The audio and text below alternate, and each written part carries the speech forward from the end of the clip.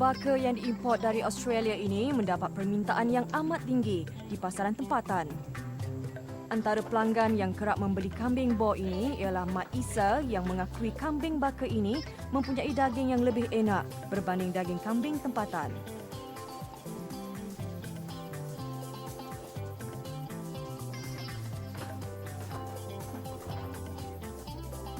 Pengerusi Eksekutif Perfect Agro, Datuk Razi Yahya, berpuas hati dengan ternakan yang diusahakan kerana ternakan ini memberi keuntungan yang baik untuk syarikatnya. Menurutnya, pasaran baka ini sangat bagus.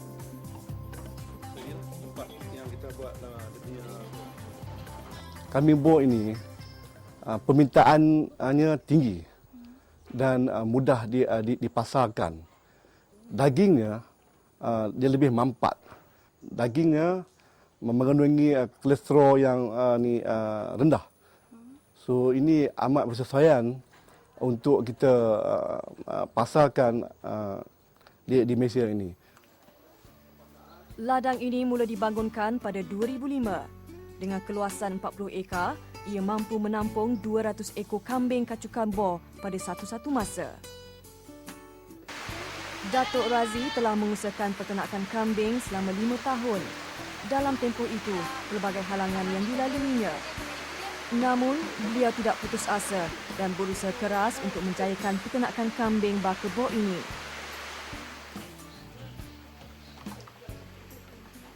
Anaknya turut memberi sokongan dalam peternakan kambing ini. Kini, beliau mempunyai 4 ladang iaitu di Kedah, Selangor dan 2 di Perak. Beliau juga turut menganjurkan bengkel peternakan kambing untuk memberi ilmu pengetahuan serta khidmat nasihat kepada usahawan tani yang ingin menceburi diri dalam bidang peternakan. Ahmad Fuad, pengurus ladang, telah berkhidmat hampir 2 tahun. Minatnya dengan ternakan kambing ini menjadi pendorong kepada kejayaan.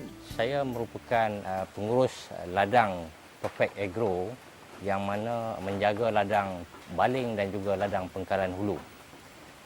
Di baling kita ada ladang integrasi bersama-sama dengan jagung dan juga di pengkalan hulu kita ada ladang pembiakan kambing. Menjadi rutin Fuad untuk memantau keadaan kambing di bawah jagaan bagi memastikan ia berada dalam keadaan sihat. Ia bertujuan untuk menjaga kualiti ternakan bagi tujuan penyelidikan dan nilai komersial.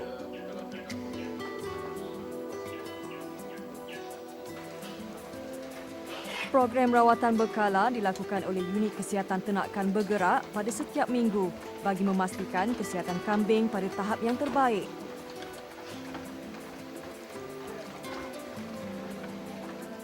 Bagi memotong kuku kambing, ia menggunakan pemotong kuku khas, juga dikenali sebagai hoof cutter.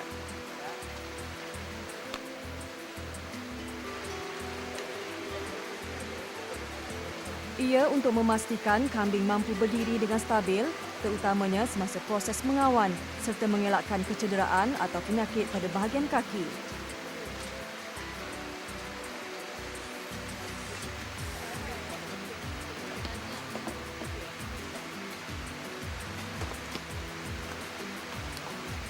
Wayar yang dikenali sebagai embrato ini digunakan untuk memotong tanduk kambing. Ia bertujuan bagi mengelak berlakunya kecederaan pada bahagian leher kambing.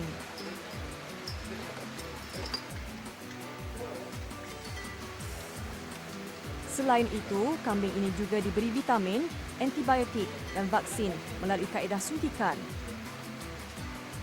Terdapat 2 kaedah suntikan iaitu suntikan bawah kulit atau suntikan pada bahagian otot.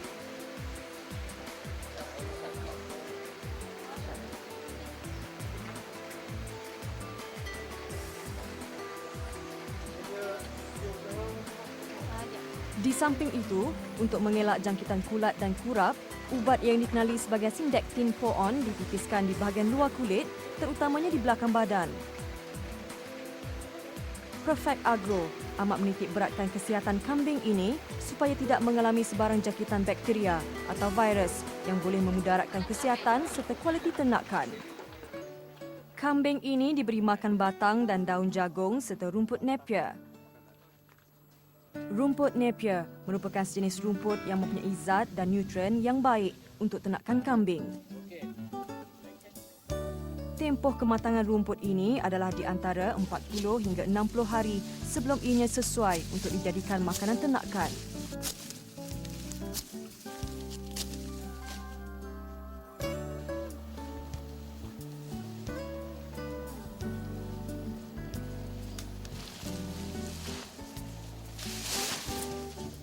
Seterusnya, batang dan daun jagung serta rumput napier diproses untuk dijadikan makanan alternatif kambing berunsur zat organik yang dikenali sebagai silage.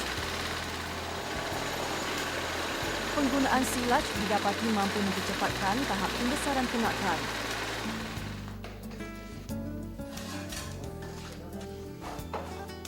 Penyediaan silage ini lazimnya dilakukan sekali dalam sebulan.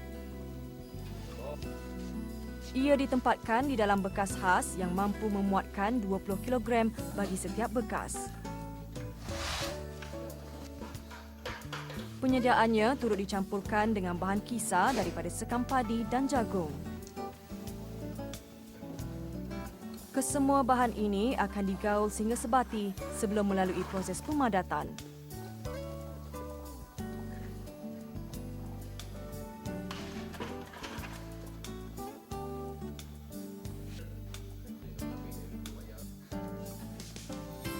Proses pemadatan ini adalah penting untuk menentukan kualiti silage ni kepada tahap keadaan berasid lah.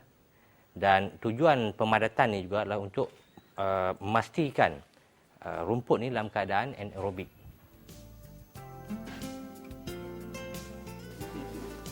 Silage ini akan diperam selama 15 hari bagi membolehkan kesemua bahan campuran sebati dengan sempurna.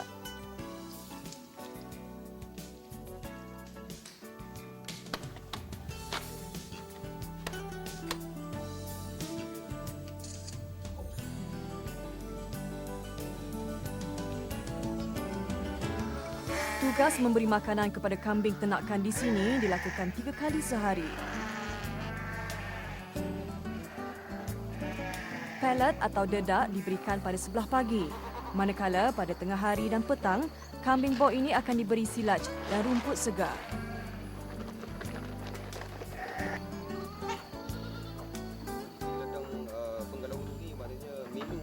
Ia bagi memastikan kesemua ternakan mendapat makanan secukupnya dan melalui pembesaran yang sihat. Sasaran yang diletakkan bagi seekor kambing perlu mencapai berat 15 hingga ke 22 kg apabila umurnya mencapai 3 hingga 4 bulan.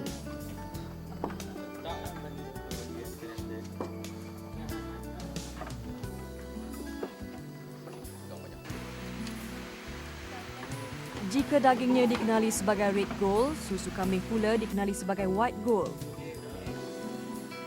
Kami dimaklumkan susu kambing ini mengandungi khasiat yang dapat mengubati pelbagai jenis penyakit seperti penyakit kuning.